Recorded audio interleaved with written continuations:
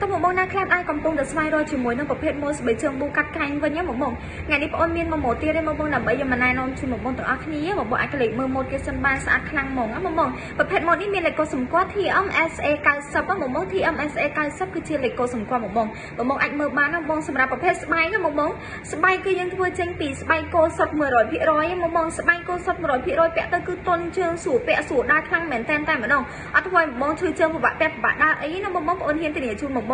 ងសម្រាប់ប្រភេទធ្នេដេវិញណាបងធ្នេដេគឺយើងដេដោយដៃតន់បងដេដោយដៃដេយ៉ាងប្រតិចេញមកគឺប្រណិតជូនមកបងទាំងអស់គ្នាតែម្ដងជូនមកបងបើចាំមានការភ័យបារម្ភអីណាបងអីដែលកាន់តែពិសេសទៀតណាបងគឺយើងមានជាការដាំម៉ាក់ Prentimen ដែលជា logo ខាងផ្ទាល់នៅខាងលើសតស្បែកជើងដូចគ្នាបងអាចមើលបានណាគឺស្អាតខ្លាំងមែនតែនហ្មងសម្រាប់ប្រភេទបាតណាបង